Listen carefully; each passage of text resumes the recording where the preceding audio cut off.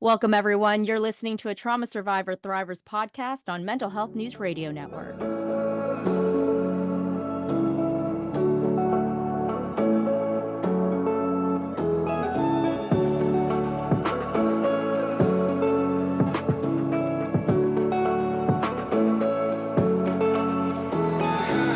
Thank you for joining us. I'm Lori Lee Binstock, host of a Trauma Survivor Thrivers podcast on Mental Health News Radio Network and anywhere you get your podcast.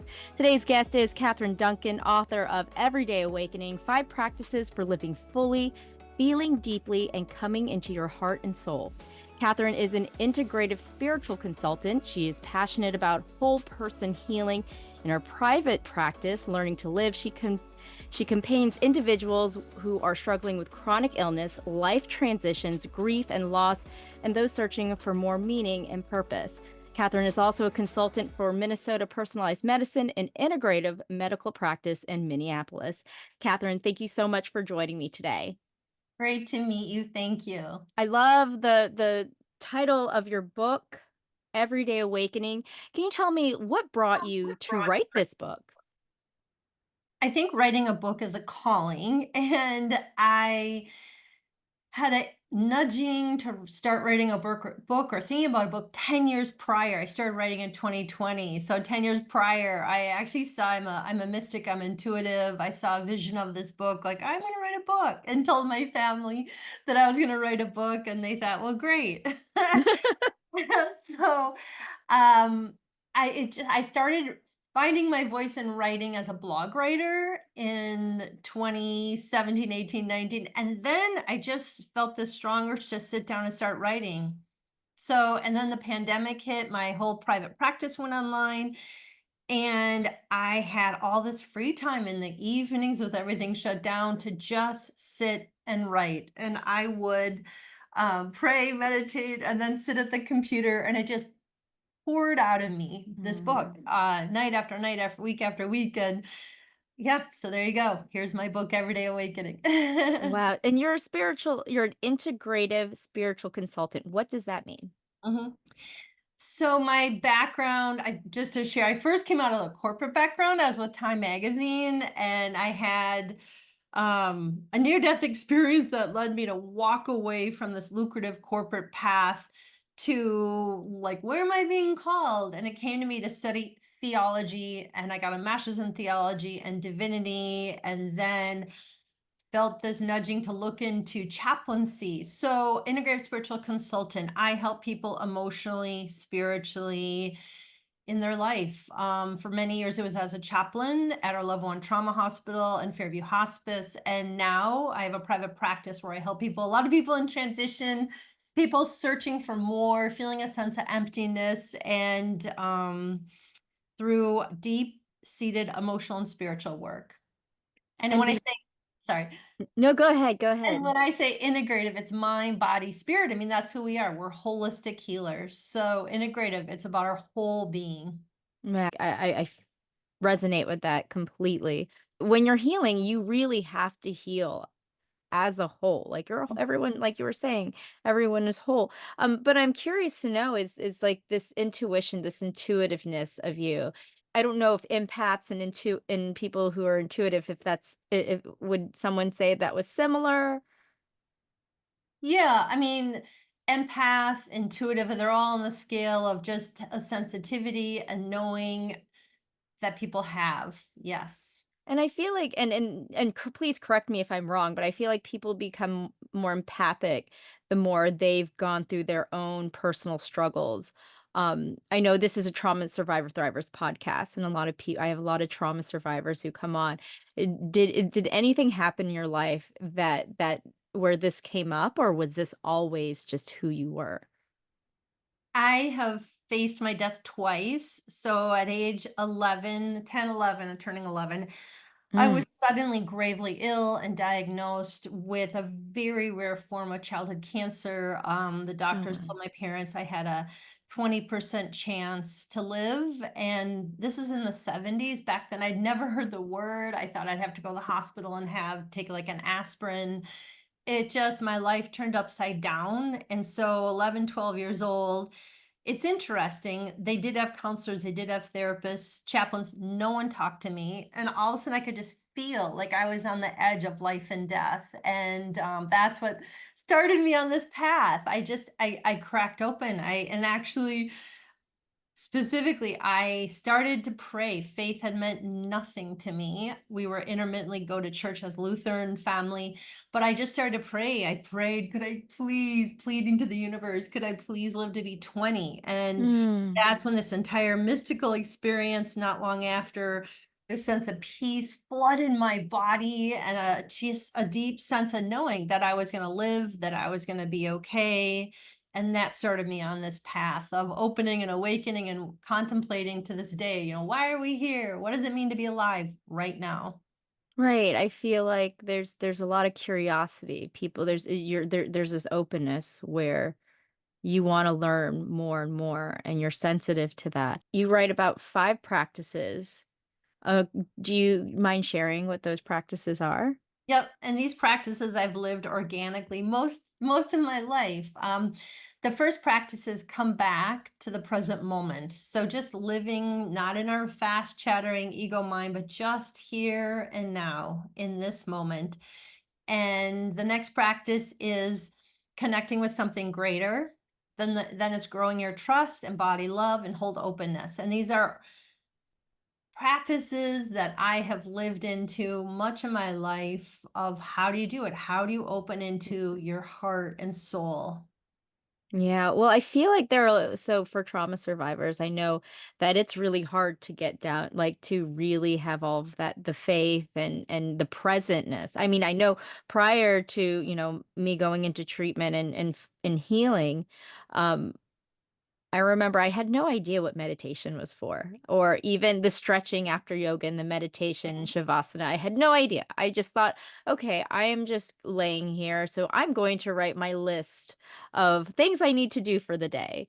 And that was just, and I just did not know any better, right? I went into a residential treatment center and yoga was part of the practice, meditation was part of the practice. And I had no idea how restorative that was Mhm, being present because I was like, why would I want to be present? I need to think about what I'm doing in the future. How do you talk to those people who are in that place still, who don't understand the value of staying present? mhm. I think the first step is just helping people understand that we're not our thoughts. We're Mm. not our feelings. We have typically 60, 70 thoughts a day. And everyone listening right now, we know that we can watch our thoughts. We can watch what we think. We can watch what we feel. And when you really tune in, like, oh, there's that thought. Oh, and the thought elicits the feeling, then the chemical response in your body. It's just a whole cascade of events. So just helping people come into the moment and experience. Like right now, while I'm talking, can you feel your hands right now? Whatever your hands, your fingers, whatever's there. Just notice your hands, your fingers. Maybe there's a little bit of a tingly sensation. Just notice what you feel. When you do that, you drop out of your living head up and your fast chattering mind to your body. Our body's always in the present moment. That is an example of bringing you into right now.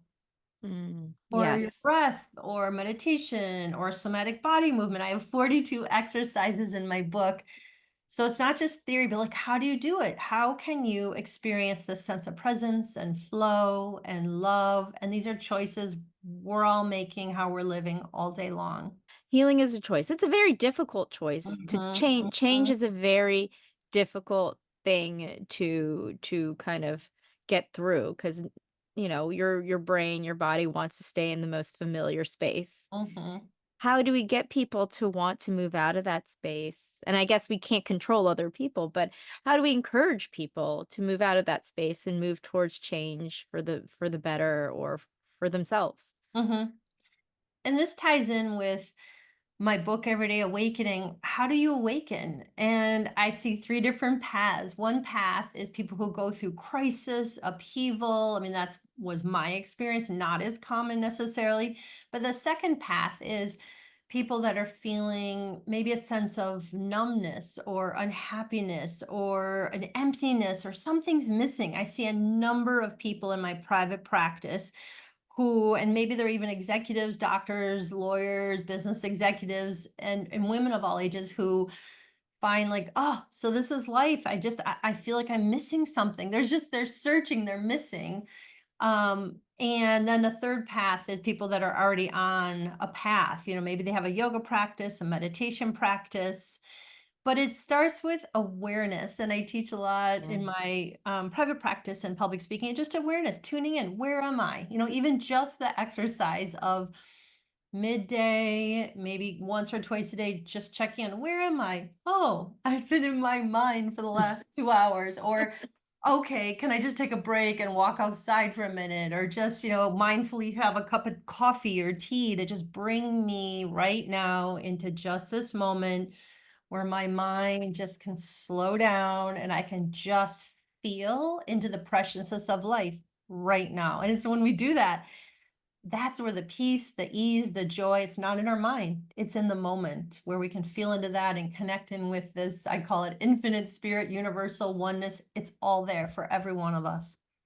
Yeah, and we really have to really trust ourselves, right? There's a lot of trust, and I think, I talk about trauma survivors a lot, and I feel like for me especially, it took me so long to trust my intuition, like trust what, and I think it was because it was covered with layers and layers and layers of trauma that needed to be peeled back. And do you work with your clients in peeling back all of the trauma, and how do you go about doing? I know there's so many ways to do it, Mhm. but as a integrative, spiritual, intuitive, how do you do that? Yeah, no, great question. I do think it takes courage. It takes courage to want to look inward and heal. It really does. And I think what happens is people find like, "Ah, I don't want to live this way anymore, or I want to feel more. There's got to be more to life." So it's a decision, it's a conscious decision. I want to have a fuller, richer life. So I work with many, many people uncovering those layers, helping them come and land into their heart and not live in their busy mind and find that deep solace. I love one of my favorite quotes is by Khalil Gibran, which is the soul unfolds itself like a lotus of countless petals. So how do you go inward and just trust, as you were naming a minute ago? Trust. I have a whole chapter in my book on trust. And I really decided I'm going to define what I think trust is because I'm a voracious reader on self-help books. I've read thousands and thousands since a teenager. And here's what I think trust is. Trust is coming into the moment. So that's a practice right there. Come into the moment, get out of our busy mind, and then you come into the moment. And then can you accept the moment? And that's such a big word to say accept, like how hard, right? With how messy life is. Oh, Yes. but can you just accept right now what's happening, the good, the bad, just being here, accepting this moment? And when we accept the moment, I think we can then listen and hear. I mean, there's a phrase like listening with the ear of your heart, or you hear this in all world spiritual traditions.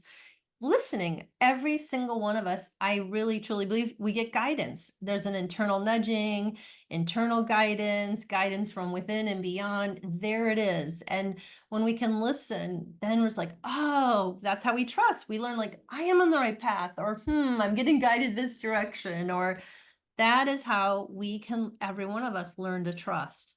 Yes, yes.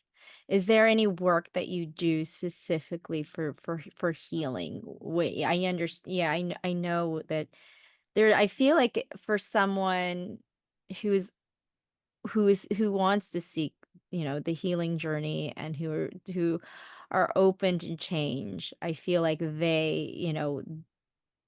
these are good practices. But when I think like I wanted to stay in my busy mind for a very long time. And it Mm, was really I mean, I don't even know what got me out of my busy mind. I guess it was, being in a treatment facility where I they took my phone, and we had to, and this was like part of our daily, I didn't have the stress of my everyday responsibilities, my children, my husband, dinner, and all of this stuff. But what about those people who it's really difficult for? Because I know there was a point where I was like, I don't have to go to a treatment center. I can just go to therapy and then I'll go on with my life. But it was still that noise and that busyness. What do you say to those people? Mm-hmm. I would even start with, and especially related to trauma, um, your nervous system. Are you in a calm state?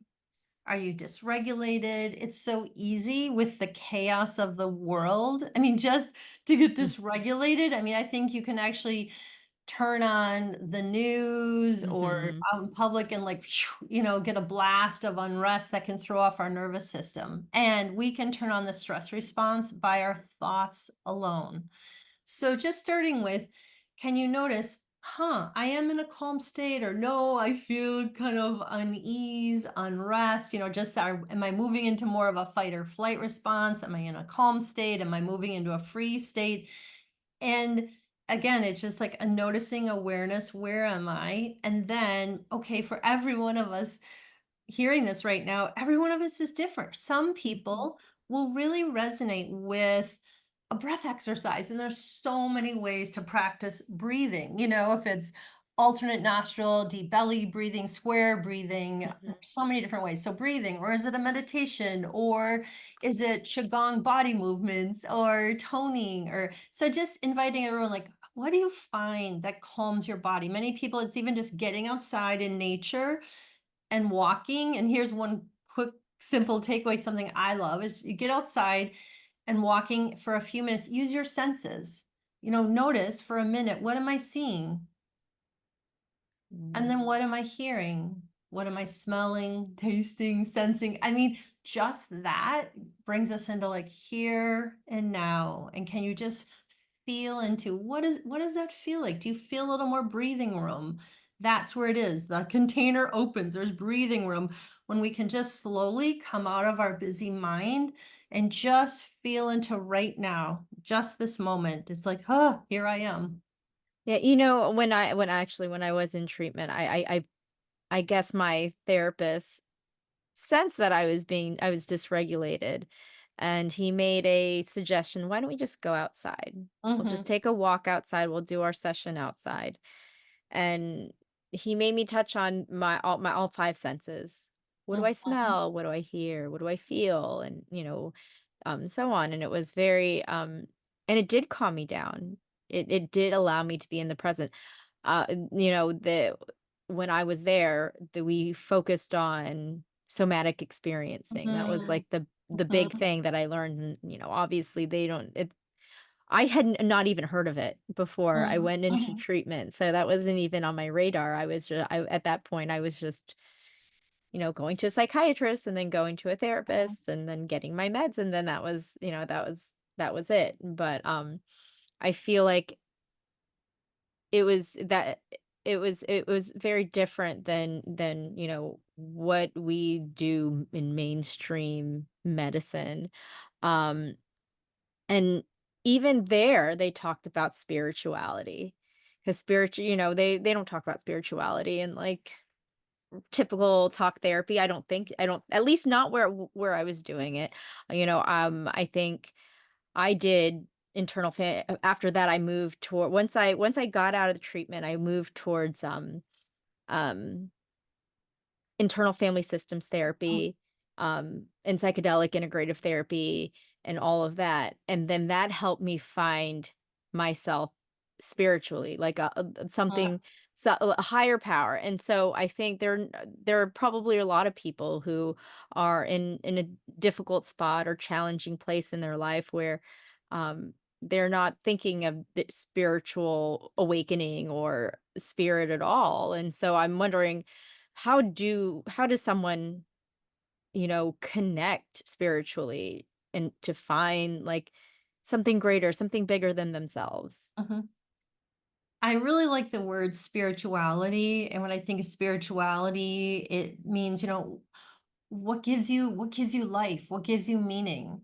I think religion is a harder word because religion is, set doctrine, dogma, how you practice a specific tradition. But Mhm. spirituality, like what gives you life and meaning? What is that? And it's going to be probably different for every single person hearing this right now.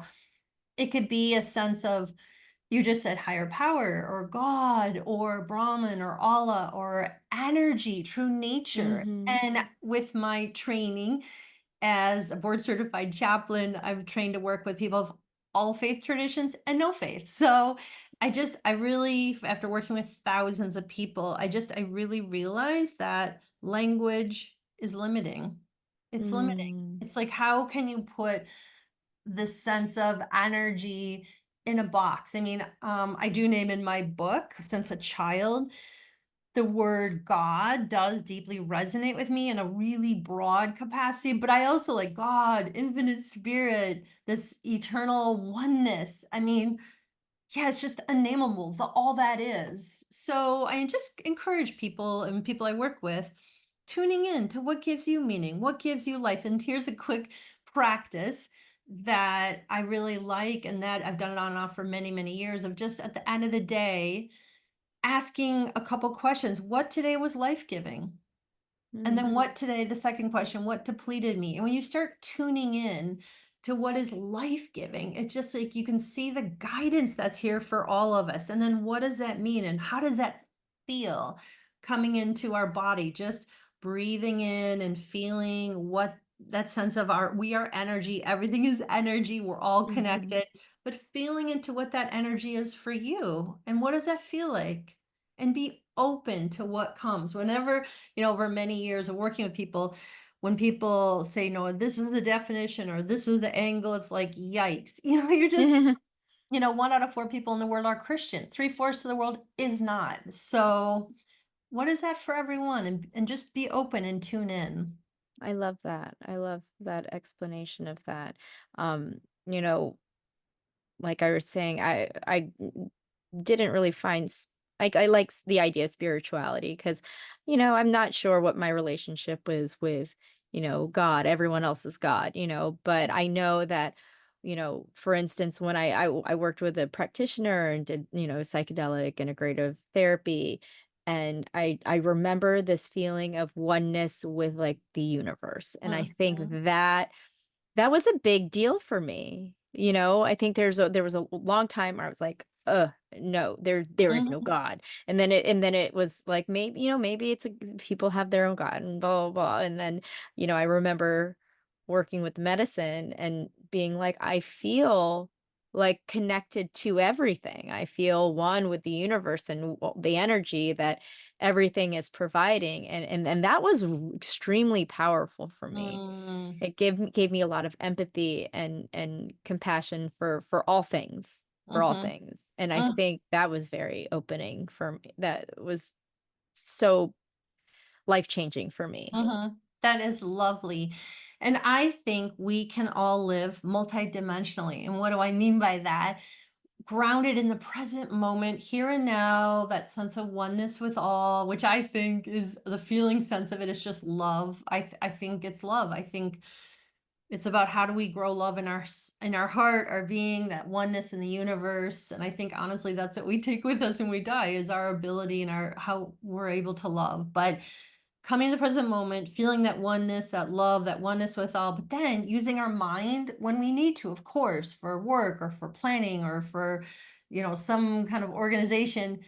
And then, I mean, I'm a mystic intuitive. I see spirits every day. So it's like there's all these levels. I think we Mhm. can live like that and really anchored, but number one, anchored into here and now and that sense of oneness with all. That is who we are. Wow. Wow. Um, is there anything else that you would like to add? I would just invite people to tune in. Where are you during the day? Can you tune in and notice? Are you living on autopilot? Is your mind running you or are you running your mind? Can you have Mm. moments of presence, of just feeling into what is here right now? I mean, that preciousness of life. We've all had moments of it, every one of us, if it's all of a sudden we're stopped in our tracks seeing the sun setting or hear the whistling of the wind in the trees, or there's a moment like, oh, that is here for all of us. And just invite you to tune into, when do you have those experiences? Can you grow those experiences? Can you grow the sense of just feeling fully alive, that connection, oneness with the universe, and grow that? And it's a choice and it's a practice every day for all of us.